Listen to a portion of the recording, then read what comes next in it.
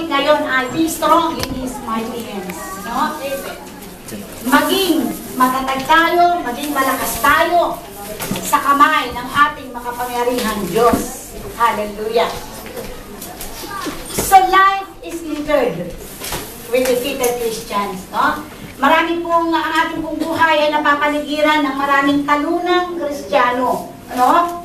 Na konting problema lamang, bumabagsak. Konting problema, nauupo. Konting problema, nadadapa. Ano po? Kahit walang problema, nadadapa pa rin. No? Bakit po? Sapagkat they have never discovered how to stand in this evil, broken world.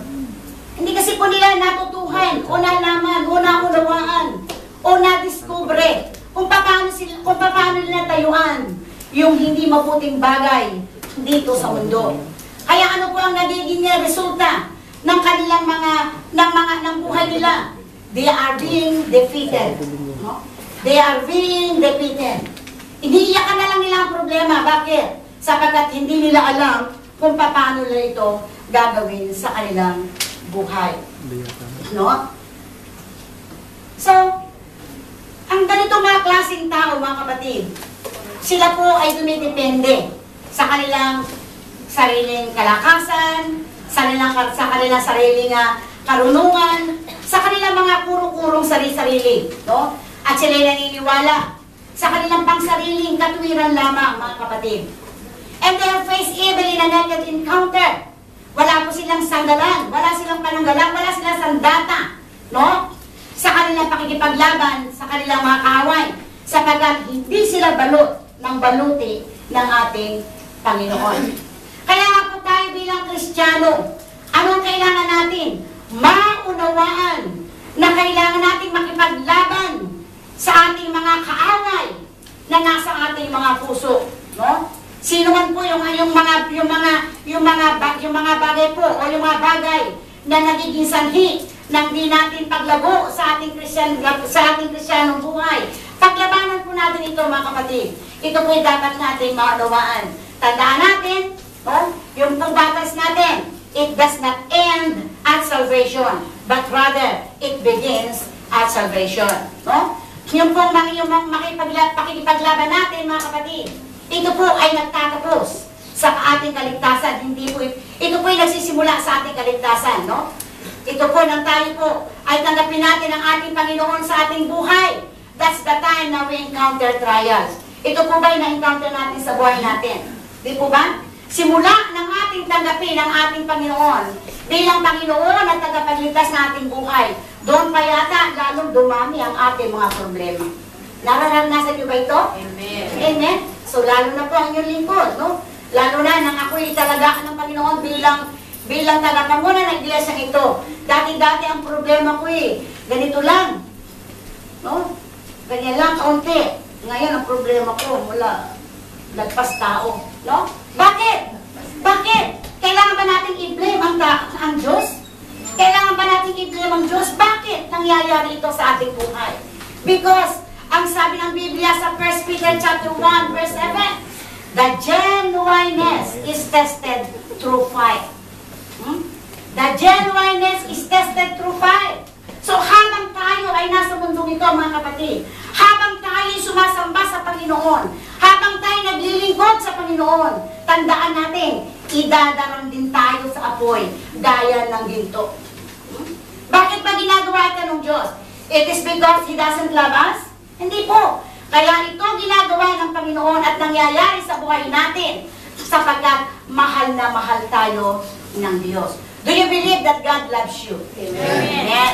Mahal na mahal tayo ng Panginoon Kaya nga tayo nararanasan natin ang mga problema at mga pagsubok sa buhay. Sapagkat sa pamamagitan nito, makikita ng Diyos kung tayo nga ba ay sa Kanya. No? That's why, yung text natin ngayon, mga kapatid, nasa Ephesians chapter 6, verses 10 to 18. Tingnan po natin mabuti. Ang sabi po ng verse 10, sa wakas, magpakatibay kayo sa pamamagitan ng inyong pakipag-isa sa Panginoon at sa tulong ng dakilang kapangyarihan niya. Verse 11, isuot ninyo ang baluting kaloob ng Diyos upang mapaglabanan ninyo ang mga lalang ng dyablo. Verse 12, sa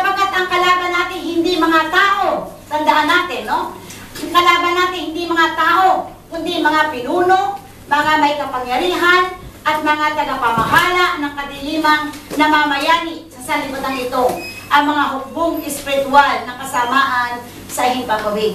Kung titingnan natin ang verse 12, take note of the word hukbo, hukbong espiritual na kasamaan. When we talk about hukbo, kapatid kaibigan, ibig sabihin, ito'y napakarami. Di po ba? Isang hukbo. Napakarami nito kung ating pong pag-aaralan sa salitang Tagalog. Hukbong espiritual na kasamaan. Kaya nga pala, napakarami natin problema. Kasi isang hukbo, no? Isang hukbo po ang mga nakakalaban natin sa ating buhay. Ang sabi ng verse 13, kaya't isuot ninyo ang balutin mula sa Diyos. Sa gayon, makatatagal kayo sa pakikipaglaban. Pagdating ng masamang araw na yon at pagkatapos sa inyong pakikipaglaban, ay matatag pa rin kayong nakatayo. Verse 14, kaya't maging handa kayo. Gawin ninyong bigkis ang katotohanan. Itakip sa dibdib ang baluti ng pagkamatuwid. Verse 15, at isuot ang pangyapak ng pagiging handa sa pangangaral ng mabuting balita ng pakikipagkasundo sa Diyos. So isuot natin upang tayo lagi maging handa, no? Hindi sa pangangaral, hindi lang pastor, kundi lahat tayo. Tayo po ay inatasan ng Panginoon na mangaral o mag-share ng salita ng Diyos sa mga di pa kumikilala. Kaya tayo po, lagi tayo dapat maging handa. Ano man ang kalagayan natin sa buhay, kailangan handa tayo sa pangangaral ng salita ng Panginoon. Verse 16, taglayin ninyong lagi ang kalasag ng pananalig kay Kristo bilang pananggat pamatay sa lahat na nagliliyab na palaso ng masama. And 17, isuot ninyo ang helmet ng kaligtasan at kunin ninyo ang tabak na kaloob ng Espiritu sa makatuwid ang salita ng Diyos. Kaya nga po, di ba, nung nakakaraan, pinag-aaralan natin na napakahalaga po na meron tayo nito, no? Na meron tayong tabak na kaloob ng Espiritu. Ito po yung tabak, ang salita ng ating Panginoon. Sapagat kung meron po tayo nito, pang mga kapatid, anuman ang dumating sa buhay natin, hindi tayo kayang igupo ng problema at mga pagsubok sa buhay. Do you believe in me? Amen. Amen. Hindi lang po natin dapat malaman, kundi dapat po ay ipabuhay natin ang salita ng ating Panginoon. Kapag sinabi ng Biblia, maging matatag tayo sa anumang kalagayan natin sa buhay, pagdating ng problema, tayo bumagsak. Hindi natin ipinamumuhay ang salita ng ating Panginoon. Kaya nga po mga kapatid, kaibigan, ito po isang panawagan sa Biblia na dapat po natin laging isuot ang helmet ng kaligtasan at ang tabak. Kunin ninyo ang tabak ng nakaloob ng Espiritu na ito po ay walang iba kundi ang salita ng ating Panginoon. At ang sabi po sa verse 18, praying always with all prayer. Ang lahat ng hindi gawin ninyo sa pamamagitan ng mga panalangin at pagsamo. Manalangin kayo sa lahat ng pagkakataon sa patnubay ng Espiritu. Kaya't lagi kayo maging handa at patuloy na manalangin para sa lahat ng hinirang ng Diyos. Can you say amen? Palakpakan po natin ang Diyos. Hallelujah! Purihin ang ating Panginoon. Amen! So, lagi tayo maging handa sa ating buhay espiritual. Sabi nga po ng Bible, huwag mong isipin ikaw ay nakatayo. Baka maya-maya ikaw ay mabuhay. Ano po? Sabi nga ni Brother Rudy lagi, huwag tayo maging Kristiyano sa puso, kundi maging Kristiyano tayo sa puso. Ang ibig sabihin, lagi tayo maging handa at patuloy na manalangin. Hindi lamang para sa ating mga sarili, kundi sa lahat ng hinirang ng Diyos. No? Amen. Hallelujah. Brother Dave. Amen. So, makikita natin mga kapatid, na ang Panginoon po, no? Ang ating Diyos ay gumawa ng mga sandata para sa ating lahat. At ang mga sandatang ito, mga kapatid, ay angkop na angkop sa atin. At ligtas tayo sa mga nag-aapoy na palaso na pwedeng ipukol o pwedeng ipanlaban sa masama. No? Kapag tayo po, mga kapatid, kaibigan, ay merong baluti o tayo balut ng banal na dugo ng ating Panginoon. Kapatid, kaibigan, tandaan natin, anuman ang dumating sa buhay natin, siguradong tayo ay ligtas sapagkat ang Diyos ay kasama natin. Amen? So, each soldier, tayo po yung mga sundalo ng Diyos. Tayo po mga sundalo ng Panginoon, no? Ay pinagpili na, nasa simula pa lamang. Isuot na natin ang baluting kaloob ng Diyos upang makatayo at makalaban sa pandaraya o panlilil ng Diablo na ating kaaway. Tayo po yung mga sundalo ng Panginoon. Kayo po ba yung mga sundalo ng Panginoon? Amen. Amen. Wala tayong baril. Wala tayong batuta. Pero meron tayong salitaan ng Panginoon. Ito yung ating tabak na panlaban sa masama. Amen? Hindi na natin kailangan maglagay pa ng baril upang tayo makalaban sa mga masasama. Kundi, ang ating pong dapat dalhin ay ang salita ng ating Panginoon. Ito po'y dapat laging nasa puso natin upang anuman ang problemang dumating sa buhay natin, hindi tayo kayang igupo nito, mga kapatid. At yung sandatang ito, o yung balutin ito, mga kapatid, ito'y kompleto eh. Ito'y pananggalan sa ating mga buhay upang anuman ang dumating na temptation or trials, kaya natin itong paglabanan, no? At pag ito'y naisuot natin, mga kapatid, makakaramdam tayo at makakaranas tayo ng kaligtasan at kaginawahan sa ating mga buhay. Can you say amen? Amen. Amen? Hallelujah. Eh, bakit ba natin dapat isuot ito? Bakit ba mahalaga ito? Number one, because Satan is speaking people. Wow. No? Sapagkat si Satanas, siya ay pumipili ng tao. Kumukuha ng tao. No? Sino-sino yung kinukuha ni Satanas? Yung mga taong unprepared.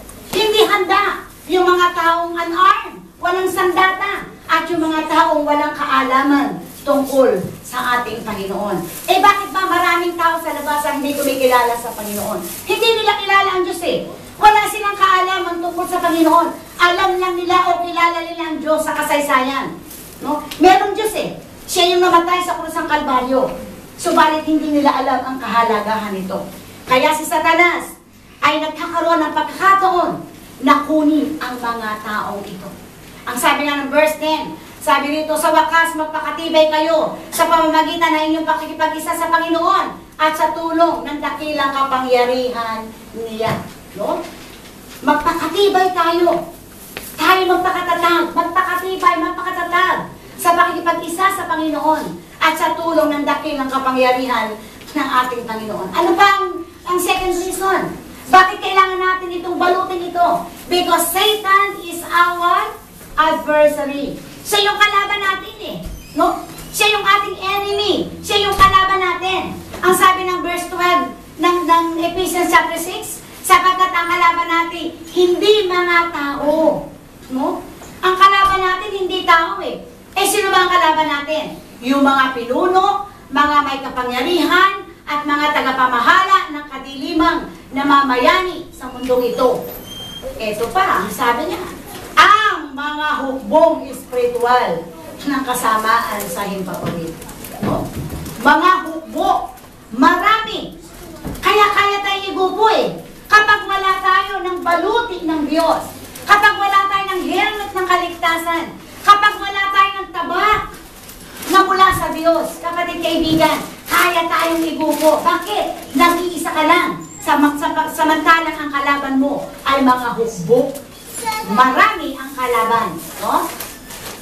Ang sabi nga ni Paul, gusto ni Paul na maunawaan natin ang mga pandaraya o panlilinlang o mga panlilinlang o kaya mga balak o plano ng demonyo. Kailangan natin malaman ito eh. Sapagkat pinag-aaralan tayo ni Satanas. No? At kakasangkapatin niya, kakasangkapin. He will use. He will use or he will exploit our weaknesses. No?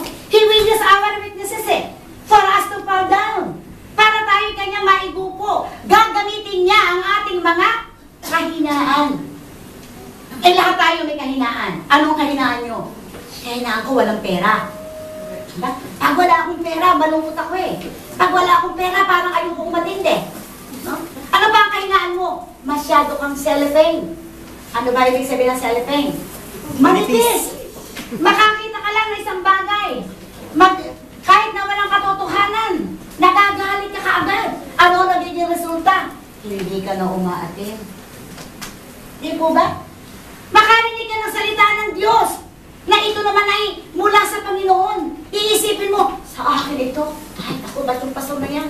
Nangaral lang tungkol sa akin, ayoko naman bumalik dyan. Maraming bagay no? Maraming bagay ang nagiging dahilan kung bakit ba tayo ay hindi nakapagpapatuloy sa Diyos. At ang kadahilanan nito mga kapatid, pinag-aaralan tayong isa-isa ng Panginoon. Amen? Si Brother Georgie, ang kahinaan nito, ito ang kahinaan nito. Dadaanin niya ni Satanas sa kanyang kahinaan. Sister Amy, Sister Arlene, lahat tayo. Amen? Lahat tayo. Kilala rin tayo ni Satanas Dahil nandito tayo sa Shalom Diba? Sino ba ang gustong tingnan sino ba ang gustong tingnan ni Satanas? Tayong mga Kristiyano. Sapagkat tayo magaganda at mga gwapo. Do you agree with me? Amen. Nagising kayo sa magaganda at gwapo. Kaya tayo gusto ni Satanas Kasi si Satanas kasi pangit. Siya yung pinakamagandang anghel. Subalit nang siya magbibelde sa Diyos, umanit siya. No?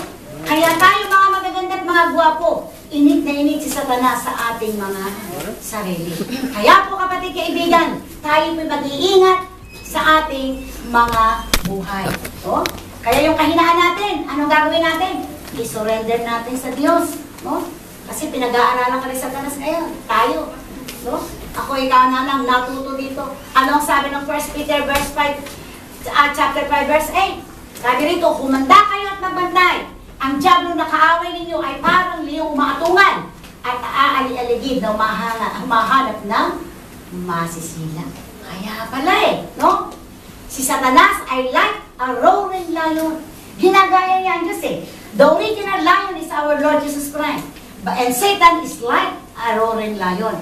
Ginagaya niya ang ating Panginoon Si Satanas din, 24 oras na umaali-aligid sa ating mga buhay at humahanap kung paano tayo niya maibubupo at mailalayo sa Panginoon. Gusto ba nating malayo sa Panginoon? Amen. Gusto po ba nating malayo sa Panginoon? Amen. Huwag tayo magantok. Diba? Kasi baka pag tayo nagantok, nakatulog tayo, dumating ang Diyos sa rapture, naiwan. Bakit? Natulog Di po ba? Laging maging handa. Magbantay. Ang sabi ng Biblia, magbantay. Si Caroline, hindi ako sila natutulog.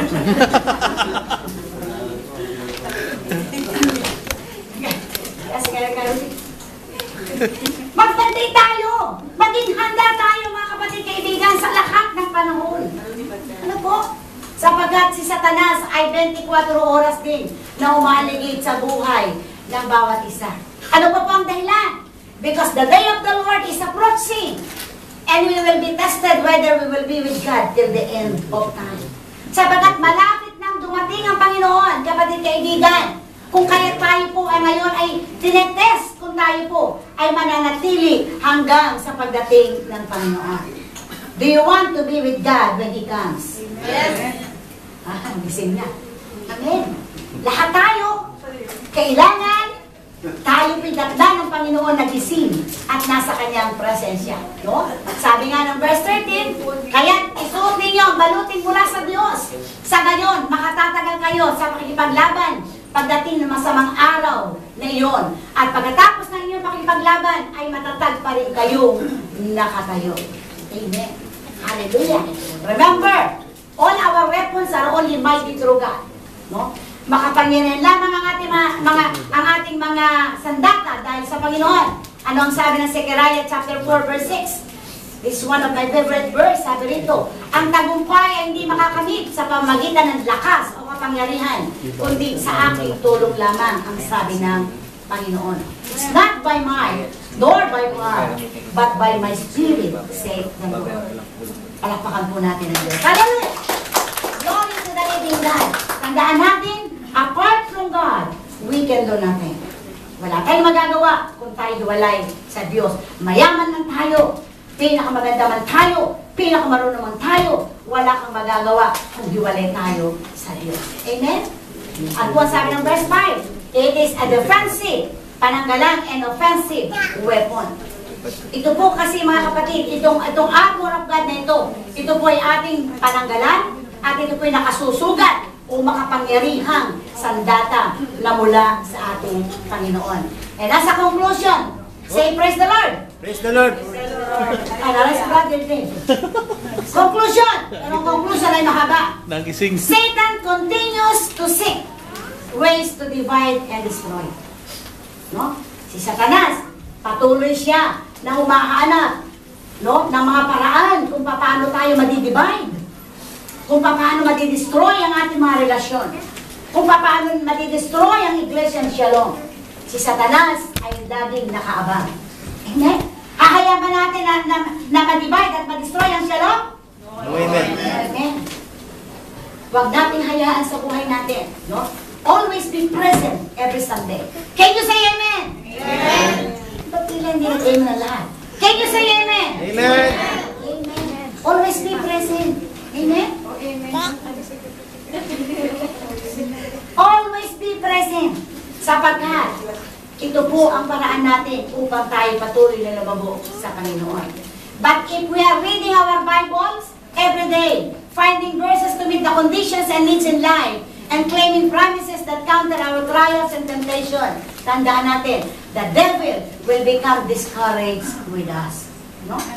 Kung tayo po'y lagi nagbabasa ng Biblia, kung tayo po'y lagi natin hinahanap yung mga verses na kailangan ng ating buhay, at lagi natin kiniklaim ang mga pangako, no, patungkol sa ating mga trials and temptations, mga kapatid kaibigan, tandaan natin, madi-discourage si Satanas. Halimbawa, ang pinaka-main problem ng mga tao, pera. Walang laman ang bulsa mo eh. Ano nga yung nakikiklaim mo kay Satanas? Satanas, lumayas ka. Ang sabi ng Philippians 4:19, and He will supply all my needs according to His riches and glory through Christ Jesus. At isusupply ng Diyos ang aking pangangailangan. Lahat ng pangangailangan sa pamamagitan ni Kristo Jesus. Amen? At kung ikaw naman yung natatakot, kung ikaw naman ay tinatakot, ano nga ating sasabihin ng sa Panginoon? Fear not, for I am with you, sabi ng Diyos. For I will help you, sabi ng Panginoon sa Isaiah. Kaya po kapatid kaibigan, kapag po tayo nagbabasa ng banal na kasulatan, maraming nakakaiwan ng mga Biblia dito. Anong ginagawa ng mga Biblia dito na naiiwan? Wala na, kinuha na. Maraming Biblia ang naiiwanan. Huwag natin iiwanan ang sandata natin. Amen? Sino dito ang araw-araw nagbabasa ng Biblia? Taas niya ang kamay? Taas niya ang mataas ang kamay. Araw-araw nagbabasa ng Biblia. Liars, go to hell. Go to Shalom. Sino pa nagbabasa ng Biblia? 6 days a week. 6 na araw sa loob ng 1 linggo. Madalang.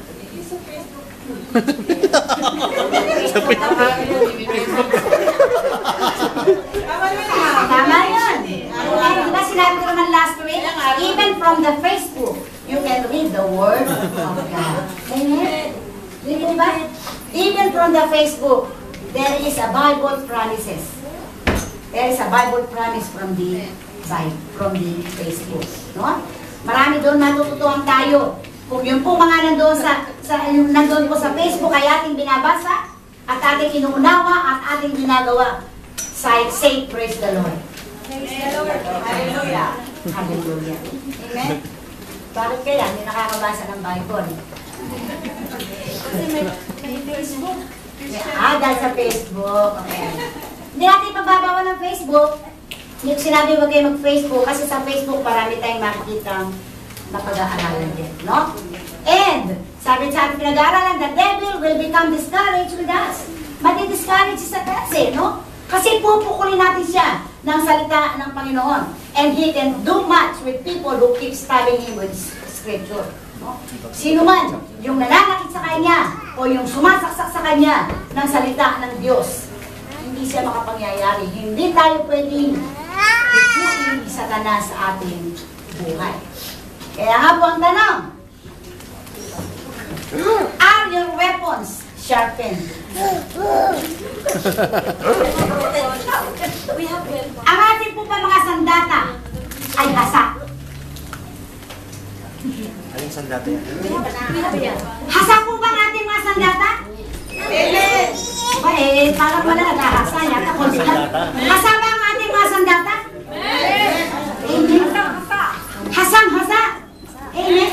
Ang ibig sabihin, ang salita ng Diyos ay lagi nasa puso natin. At ito ay pinamumuhay natin. Or, are they rusted, dull, and blunted? O baka naman may kalawang, mapurol at pudpud. Ano may kalawang? Puta. Ano ba ang sandata nyo dito? Is it sharpened or rusted?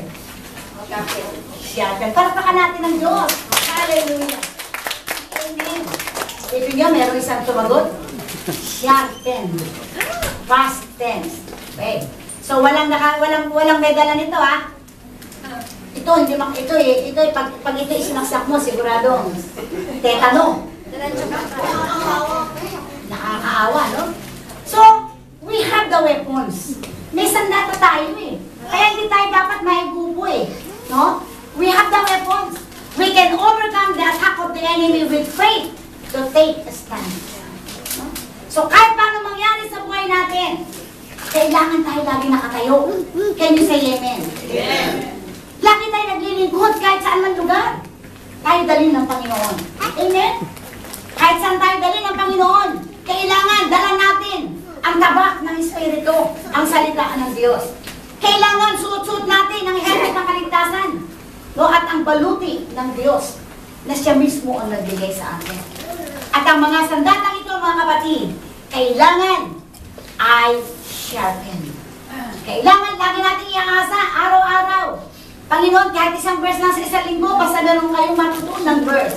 At ito'y ating ipamuhay. No? Napakarami mo nga, kabisado mo nga ang Biblia. Hindi mo naman ito namumuhay. Diba? It is useless. It is nothing. Kesa doon sa isang verse na natutuhan mo, na lagi mo namang hinahasa sa buhay mo. Amen?